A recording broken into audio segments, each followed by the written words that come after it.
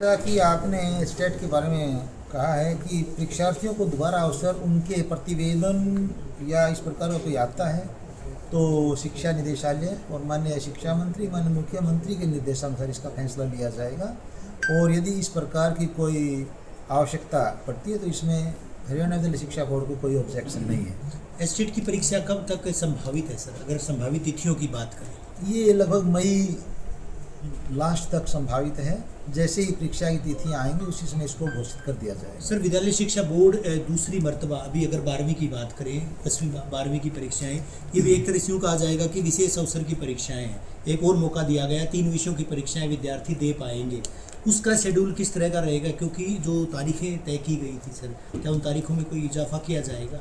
जैसा कि NEP 2020 में एक प्रावधान दिया गया है कि जो विद्यार्थी हैं उनके ऊपर प्रेशर, साइकोलॉजिकल प्रेशर जिसे आप कहेंगे, परीक्षा का या परफॉर्मेंस प्रेशर जिसे आपको बहुत ज़्यादा रहता है, और इसको कम करने के लिए विद्यार्थियों को एक इस प्रकार का ऑप्शन दिया गया है जिसे हम कह सकते हैं कि दोबारा से 15 दिन के अंतराल के बाद परीक्षा में वो अपीयर हो सकते हैं। और जो दोबारा परीक्षा का प्रावधान रखा गया है इसमें किन्हीं भी 3 विषयों में जिसमें परीक्षार्थी ऐसा अनुभव करता है कि कहीं उसकी परफॉर्मेंस कम ना रह जाए, वह अपीयर हो सकते हैं। इसके लिए लास्ट डेट जो 10 अप्रैल दी गई है सेकेंड और सीनियर सेकेंडरी दोनों कक्षाओं के लिए, और जो 10 अप्रैल तक अप्लाई करेंगे इसकी फ़ीस का भी मैं प्रावधान आपको बताना चाहूँगा कि टोटल फ़ीस इसमें जैसे पहले रेगुलर एग्ज़ाम के लिए रखी गई थी 1300 रुपये जो फ़ीस है वही फ़ीस इसमें हमने रखी है। और यदि कोई परीक्षार्थी इसमें बाद में यानी लेट 10 अप्रैल के बाद ये अप्लाई करता है तो लेट फीस का प्रावधान भी इसमें रखा गया है। ये परीक्षा कब तक संभावित है डॉक्टर साहब? जहाँ तक परीक्षा आयोजित करने की संभावना की बात है 17 अप्रैल से हम ये परीक्षा आयोजित करने जा रहे हैं। सर, एक ओपन जो परीक्षा देते हैं बच्चे जो ओपन स्कूल के थे उनके लिए स्टडी आज की मैं आपको हरियाणा विद्यालय शिक्षा बोर्ड का जो मुख्य अभी जो मीटिंग चल रही थी उसमें जो डिस्कशन का विषय था और आज का मुख्य जो समाचार है मैं वो बताना चाहूँगा। इस मामले में परीक्षा रिजल्ट जो ये परिणाम जो है घोषित होने के बाद दूसरा जो मुख्य समाचार है वह यही है कि हरियाणा विद्यालय शिक्षा बोर्ड ने आसपास के, जैसे कि बोर्ड ऑफ डायरेक्टर की मीटिंग में एक फैसला हुआ था कि आसपास के जो स्टेट एजुकेशन बोर्ड हैं और NIOS है उनकी कार्य प्रणाली का अध्ययन करते हुए फैसला करना है कि किस प्रकार से हम ऐसे परीक्षा विद्यार्थियों को सुविधा दे सकते हैं जो किन्हीं कारणवश रेगुलर स्कूल में या विद्यालय में मतलब नहीं आ सकते हैं।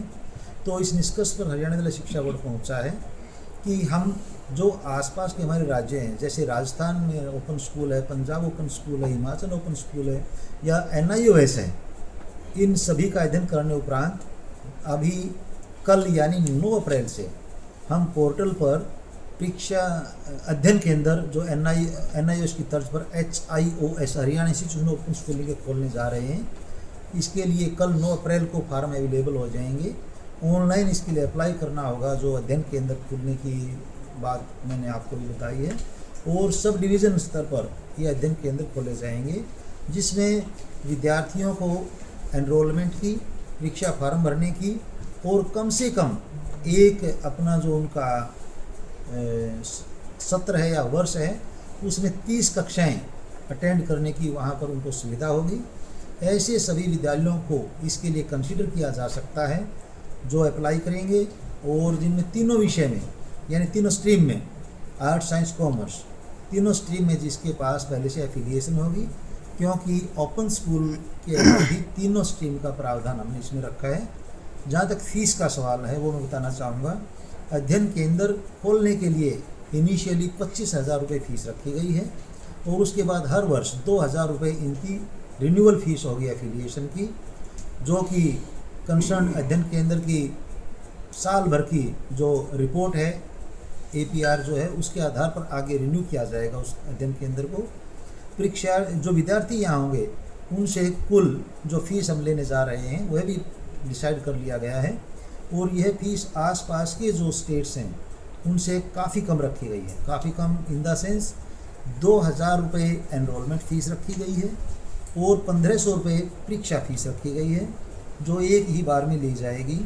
यदि मैं दूसरे राज्यों की बात करूं तो यह फ़ीस लगभग 4700 रुपये 4,700 रुपये पंजाब बोर्ड द्वारा ली जा रही है।